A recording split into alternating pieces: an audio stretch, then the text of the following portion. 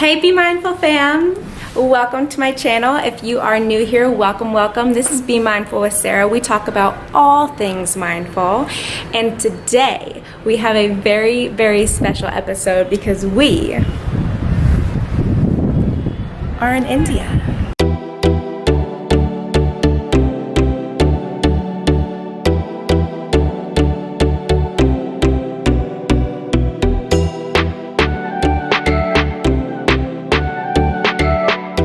We're literally in India. And so I just wanted to describe to you guys how I got here, what I'm doing here, and what my first couple of days have been like since I've been here. So I've been wanting to go to India for a while. It's been a sprinkle in the back of my mind, but it's so hard to choose a destination. Like, where are you gonna go? How are you gonna get the time? How are you gonna pay for it? You wanna go in the mountains? Do you wanna go in a city? Do you wanna go scuba diving? Something inside of me just like called me to go to India. I don't know what it was. One day, just like looked up for a second. I was like, I wanna go to India. I'm actually part of a website called Trusted House Sitters, and when people all over the world go on vacation and they have pets, they post their houses online and you can apply to be in their house sit. So back a couple of months ago, maybe in May, I actually reached out to the people that I'm staying with now because they had an opening in November, but they had other applicants and they already got filled. I don't think they even remember me reaching out to them, but the point of the story is that same day that I said I want to go to India, I checked my Trusted House Sitters that I haven't checked in months, and there was a message from them and they said, hey, are you available during December? And I was like, yes, this is it. This is what I've been waiting for. I'm gonna go to India. So one thing led to another as far as getting approval from work to be able to telework, because I wanted to make sure that I made a little bit of money. It's always good to get that hustle in. Like, going on straight vacation for a long time puts you in a mindset of just like having fun and laziness. But if you are traveling and you're like hustling, making money, doing your thing, it puts me in a little more alignment of where I want to be, eventually being like a global nomad, working from my computer, creating content online. So I knew that this was the right move, that I could try to go somewhere new, get outside of my comfort zone, and do things that I hope that are in my future alignment. I'm trying to align with that future that I visualize. So I'm here and I wanted to just kind of paint the story of what my journey has been like so far. So it started off with a rainy departure from Washington Dulles Airport, and it was a nice 12-hour flight. I had a middle seat assigned, and when I went to check in at the gate, this is a tip, a hack, a flight hack. You check in at the gate and you ask the flight attendant, hey, do you have anything else open? And a lot of the times they will have better seats open and they will just give them to you. So I asked and they said they had an exit row. So sweet. I ended up getting an exit row and on the window. And so there was nobody in front of me. I could get up, stretch whenever I wanted, and it made the 12-hour flight just a little more tolerable, which was great. So after the 12 hours, I had a short layover in Dubai.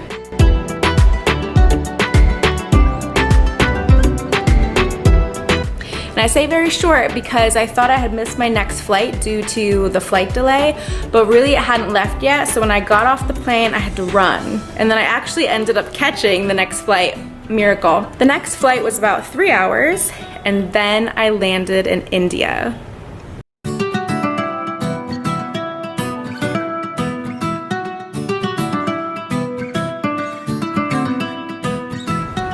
The whole time on the flight, I honestly could not believe that I was going to India. I was just like, I'm going to India. Like, by myself, you know? Like, it's not like I have a crew or a sister or a friend or a work event. Like, I'm just going to India. And it was like very exciting, but I couldn't really believe it.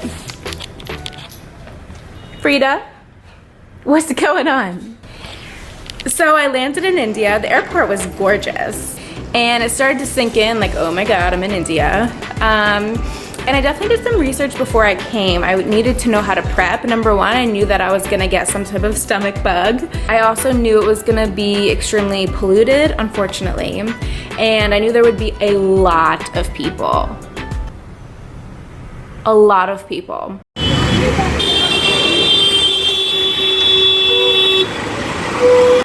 Being a highly sensitive person, all of these things, new place, lots of people, pollution, like constant honking. I was already getting anxiety before the trip, but I honestly feel prepped. I've done a fair bit of travel before this.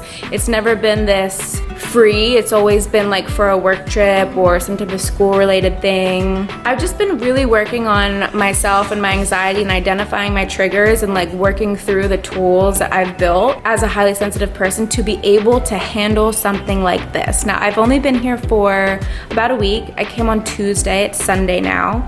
But I feel okay. I'm able to identify the things that would give me anxiety and just observe, simply observe and not go down that rabbit hole, which is really cool. It's really cool to see for me because I was worried and I didn't know how things would be. And especially yesterday, because I actually did get sick for like a full 24 hours plus a little bit more, like not feeling good. So I'm actually recovering from that, but all is good.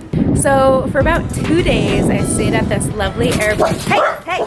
For about 2 days, I stayed at this lovely Airbnb with my host named Pooja, who was just fantastic.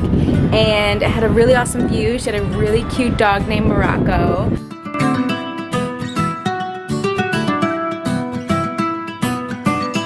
It was a really nice connection to have right when I got to India.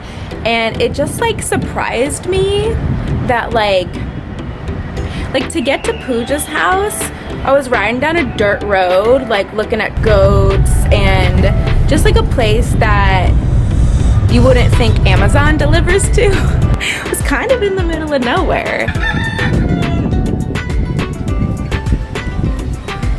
And the doorbell rings and she's like, Amazon delivery, treats for her dogs, and just like, it's very interesting. So that was my first exposure to the fact that India is a convenience-based society. There's so many people that I guess can do the deliveries and things that people get everything delivered, everything. No joke, everything comes in individual packets, like individual milk packets, like an individual plastic packet. We have individual popcorn, individual laundry detergent packets, just a lot of individual things. And personally makes me sad because you see all of the pollution. I'll show you here.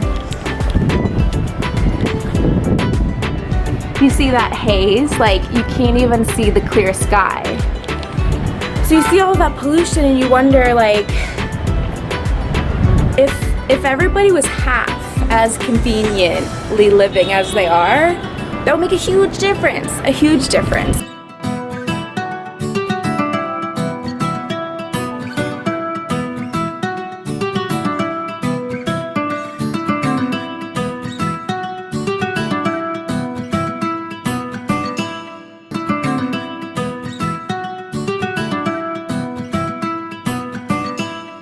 So it's a little frustrating, but it's also like, what is the solution here? So maybe if anybody is watching this and knows a solution or can just like spark a conversation with someone like I've been doing, just like letting people know like, hey, you know, this is what's up. Just knowledge, because a lot of people don't even know. It's like no judgment, it's like just knowledge. Just like know what's happening and know that our choices have consequences. Pooja recommended that I go to this restaurant called Miedra and Mime. The wait staff are deaf. You go in there and they teach you a little bit of sign language just on the menu, and it's just like the most beautiful experience ever. I had a lovely waitress named Rena, and it's so cool to connect with someone and have that communication, but also just that like loving energy. And not only do you not know each other's language, like you can't talk at all. So it was really beautiful and cool. After that, I went to a little market, a little outdoor market in a part of Mumbai called Powai, where I was staying. Things are relatively cheap here. You can get like a taxi or a rickshaw ride for $2 to $3, and you use an app. Either Uber or Ola is the app in India, and all the rides, like rickshaws, are just so common, they're everywhere. Relatively cheap for US prices. So I went to the market, people were so nice, the clothes are beautiful. I had a little chai tea, which was really great. The chai tea that you see here was 10 rupees, which is like around like 10-15 cents. The streets are so crowded. They are so crowded. There are no rules to the road.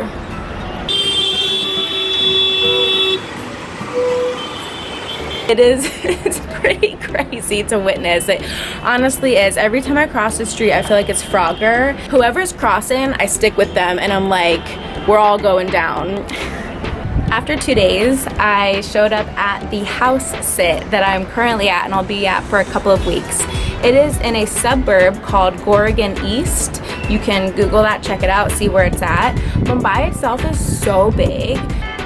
Yes, here I am. I'm dog sitting for Frida. She is the cutest little dog ever. She's so sweet. They actually adopted her in Ecuador, which is amazing. So maybe I'll speak some Spanish to her. Hola, perrito! So right around where I'm staying is this large luxury mall, and it's like everyone says you gotta go to the mall, you gotta go to the mall. So I went to check out the mall, and it's very westernized, you know. It just feels like the United States, but not quite. You go in the department stores and you're like, wait a second. You're looking around, you're like, I'm in India. These clothes, the clothes here are so beautiful, so beautiful. The clothes, the jewelry, the saris.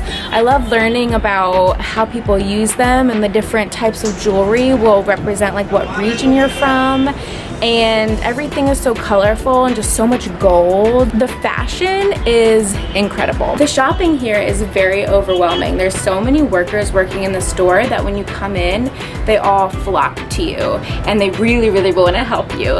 And if you don't want what they're trying to give you, I feel like they almost get offended. They're like, okay, ma'am, and they like don't make eye contact with you, and it's like, hey, I just don't want to buy stuff, you know? So when I went and I was trying on clothes, I had about 15 workers, like this woman carrying like a stack of all these dresses and things, and just waiting outside of the fitting room with me, like seeing everything I tried on. And I heard that that's very common, and that the Indian culture just like wants really good customer service. So that's what I've experienced. To me, it's just overwhelming. I also bought some fruit.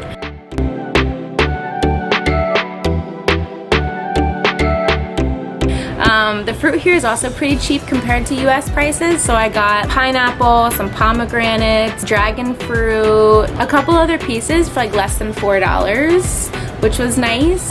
So far on food, in the past 5 days, I've spent less than $30 on everything. And like I even ate at a very fancy restaurant yesterday. So it's been pretty good. I wanted to finish up by saying my time here has been incredible. The people have been so nice. Every single person I talk to has been beyond welcoming and is just so glad that I'm here and just excited and inviting me to dinners and parties and things. Everybody just is really happy that people are coming to visit their country. And I find that a lot of places that I travel, except like Europe. Places that don't have a lot of money compared to the US, I feel like when visitors come, they're just so happy. Unfortunately, I don't know any of the languages here. Hindi is the language that ties everyone together, but there are so many local languages that even people from different regions in India can't understand each other. So I'm not able to communicate with as many people as I would be if I was traveling in like a Spanish-speaking country, but it's been really fantastic. Trying to learn a little bit of Hindi while I'm here. Dhanyavad is thank you, and that's pretty much what I have so far. The language and the words are so foreign to me that they're very hard to memorize. The brain is like, what are these words? I'm going to emphasize how nice the people are, how good the food is, although it upset my stomach a bit. New bacteria, new country, that's how it goes. I highly suggest if you're watching this to do something that gets you outside of your comfort zone. I was very nervous when I came here, not because it was India, because it was a new place that I was traveling to by myself. I really had almost no expectation besides the few things that I had to prep for, like health-wise, solo travel-wise. I knew that I was gonna come here, I was gonna be inspired, I was gonna meet nice people, I was going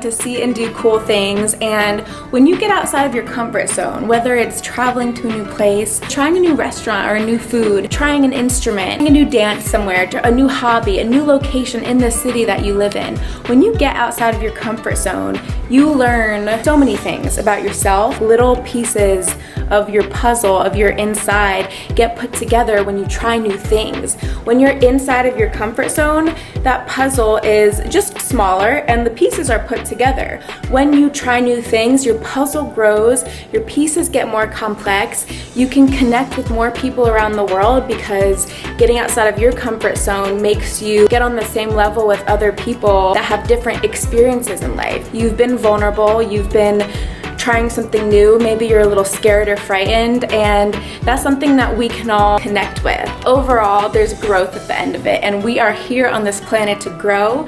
We're here to be kind to ourselves, to love ourselves, and to treat others the same. So while I'm here, although I can't speak the language, I'm on a mission with my smile and human energy connection that doesn't involve words to spread kindness and spread equality. Coming here and other places as a Westerner with very fair skin, you're looked at differently and you're kind of given little preference. It makes me feel a little awkward. It also makes me feel very safe.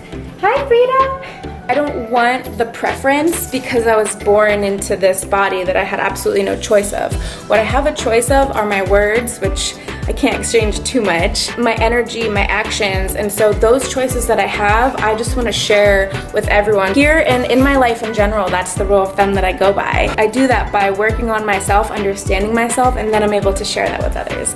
So thank you very much for watching. I don't even know what types of adventures are going to come in the following week, but stay tuned for the next video, and I'll see you next week.